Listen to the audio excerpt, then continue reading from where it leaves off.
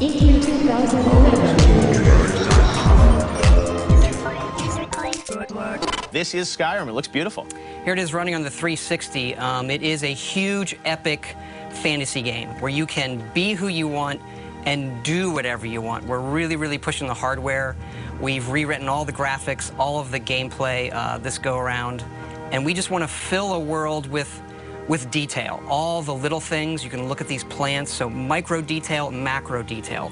You can walk to the top of that mountain. If you've played our stuff, you know these are huge games that are wide open for you to explore and do what you want. We have a new animation system, so you can play in third person. So some nice blending on the character. That is Dragonborn. That is, you can be whoever you want, male or female. This is the character we're showing. So a lot of people like to play in third person, so it's a real viable option this go around. As you, you've got wildlife. You've got the world is really alive. Really, really alive. That's what we push for. And it's you are who you play. The right trigger does your right hand. The left trigger does your left hand. And so as opposed to picking a character, you just be who you want, do what you want. So now I'm kind of being a battle mage, where the left trigger is casting this healing spell, and I can put that in any hand if I want. So right trigger, and then left trigger. Wield spells, and you power up. What's cool is if you pull both triggers at the same time, you get a more powerful version of that spell. Now we're headed up high up into the mountains where it gets snowy to this Nordic ruin. This is one of our over 150 dungeons that we have in the game, and the ancient Nords used to worship dragons. So here we are inside the dungeon with our bow. We do have a lot of cool stealth gameplay as well. So we really want to pay off on all of those different styles of gameplay, whether it's stealth, melee, magic. As this person is switching between first and, or in this playthrough first and third, do you think a lot of people are going to play it that way, or?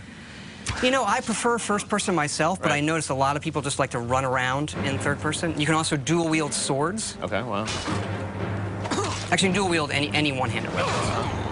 And you'll see me use a shout here. It's one of our magic powers you can do. There are a lot of shouts throughout the game, right? These dragon shouts?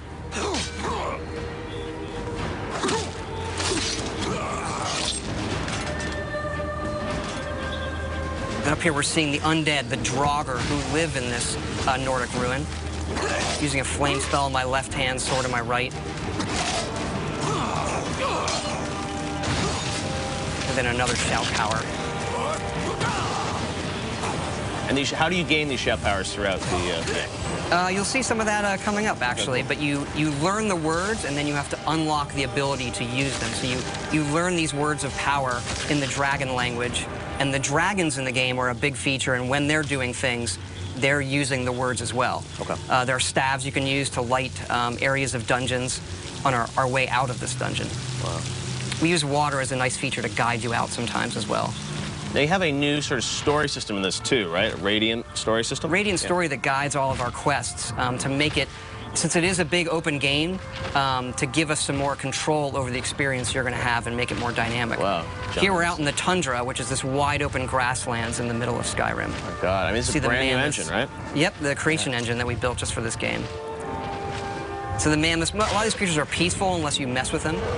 Uh-oh, not a good idea. And you can also breathe fire like the dragons. That's one of the shouts I'm going to use coming up here. Dragon breath.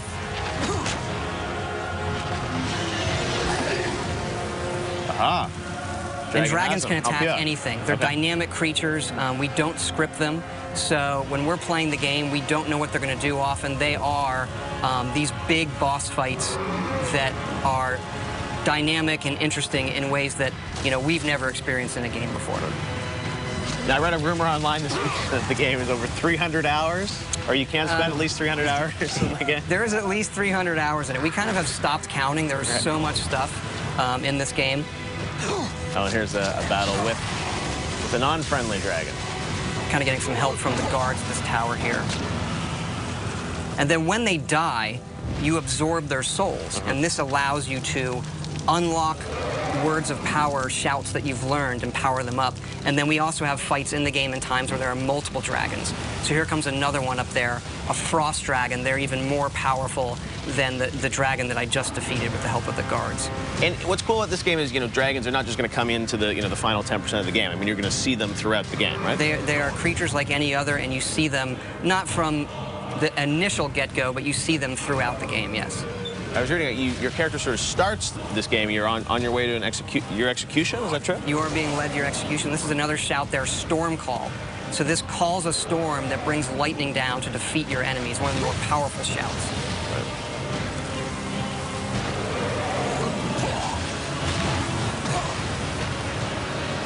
And then once the dragons get hurt enough, they can't fly, and they'll either land or they'll crash. And how will your relationship with these dragons change throughout the game? I mean, obviously, there's some that will be friendly to you. I don't want to quite spoil it yet, but they all aren't out to destroy the world, and why they're back and what they want is part of the mystery of the main quest in the game that you're going to uncover. Wow, very cool. Justine, are there any questions from fans for Todd? I have a question here from Jerry V on Facebook. Says, love the guilds in Oblivion. I wonder if the factions are going to return. Do you think it'll happen? We do have factions returning. Our three main factions are the College of Winterhold, which is like for the mages, the Companions, which is our warrior guild, and then the Thieves Guild, of course. Right. Very cool. And there's the beautiful Skyrim logo, and the date we know is going to be 11/11/11, which is coming out in November. Very cool. Justine, any more questions? Let's see, Player22 on Twitter says, loving the new engine. Can't wait to see more. Curious with how many environments they will have in Skyrim. There's a lot. It's another thing where we stopped counting. I mean, we have 7 major different regions in the game. You've seen some of that where we get into snowy mountains and pine forests and fall forests, that open tundra, lots of different dungeon types. I mean, we go at this each time trying to make the biggest, craziest role-playing game we possibly can and let people just do whatever they want.